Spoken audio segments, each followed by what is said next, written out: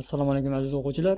Ushbu darsda noaniq artiklning ot, sifat, olmoshlar bilan ishlatilishini o'rganib chiqamiz. Agar ot oldidan sifat ishlatilsa, noaniq artikl sifatdan oldin qo'yiladi. Misol uchun, a flag, bayroq. Bitta qandaydir bayroq. Agar uni qizil bayroq deb aytmoqchi bo'lsak, artiklini qizil rangdan oldin, qizil so'zidan oldin qo'yib ishlatamiz. A red flag, a goat, echki. A white goat, qandaydir bir oq echki. Agar ot oldidan sanoq son, egalik olmoshi yoki ko'rsatish olmoshi kelsa, artikl ishlatilmaydi. Misol uchun, a dog, bitta qandaydir bir it. Agar aniq sonini aytadigan bo'lsak, one dog, bu yerda artikl ishlatilmaydi. Your dog, sening iting, bu yerda ham ishlatilmaydi. O'zi shundoq aniqlab kelgan. This dog, mana bu it.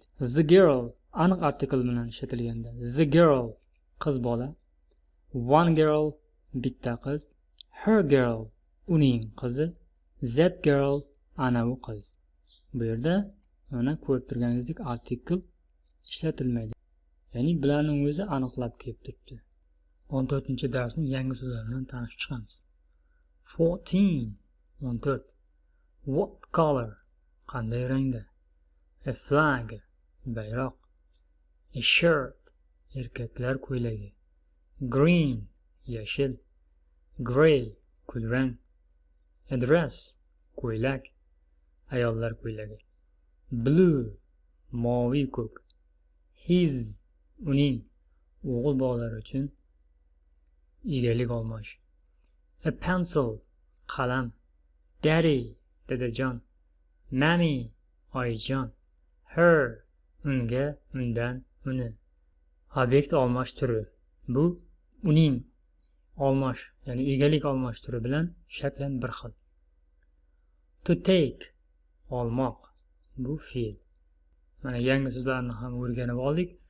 Matnning ingliz tili audiosini eshiting va izdan qaytaring. Keyin o'zingiz o'zbek tiliga tarjima qilishga harakat qiling. Lesson 14. A flag, a shirt, a dress, a pencil. What colour is this flag? It is red. What colour is your shirt? It is green. What colour is your cap?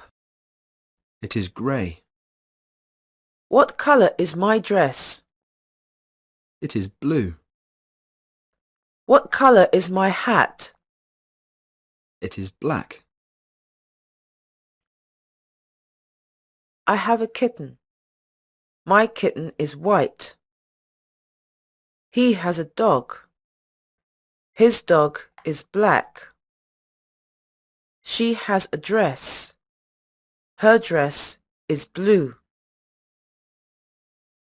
You have a car. Your car is big. His shirt is very good. His cap is good too. His pistol is black and his horse is black too. Has he a flag? Yes, he has.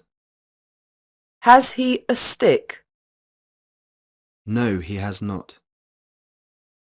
Has she a doll? Yes, she has. Have you a black pencil, Daddy? Yes, I have.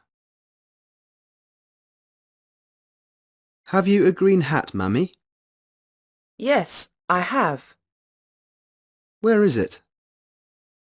It's in the box. Have you a blue dress? Yes, I have. Where is it? It is on the bed. Have you a goat? Yes, I have. Where is it? It is in the garden. Have you a horse? Yes, I have. Where is it? It is in the garden too. He has a big dog. His dog is under that tree. She has a kitten. Her kitten is in the box. Take my ball. Take this copybook. Mana ushbu darsda biron narsaning rangini so'rashni hamda rangini aytishni o'rganib oldik. Bu gaplarning yasalishiga e'tibor beradigan bo'lsak, savol gapning o'zida yarim javob turibdi. Mana misol uchun what color is this flag? Mana bu bayroqning rangi qanday? O'tgan darsda tushuntirgandim. To be fe'li egidan oldinga o'tib, ya'ni savol gap yasalishida yordamchi fe'l sifatida ishlatiladi. Bu gapda ham mana this flag egadan oldin turibdi.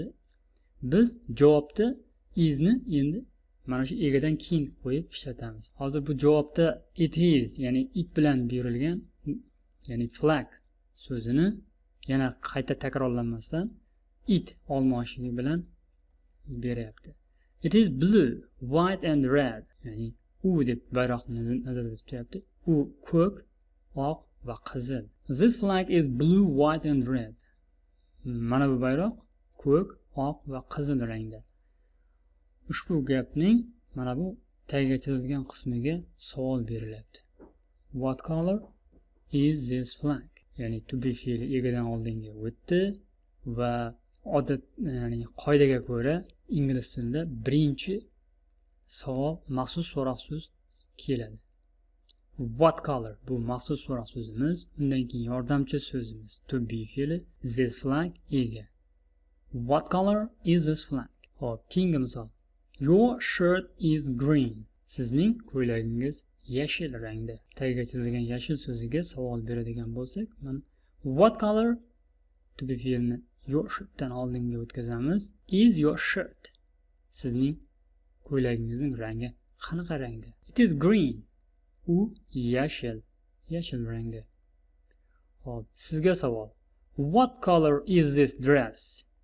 What color is this dress? It is red, blue and pink. Mana bu ko'ylakning rangi qanday? U qizil, pushti, ko'k rangda.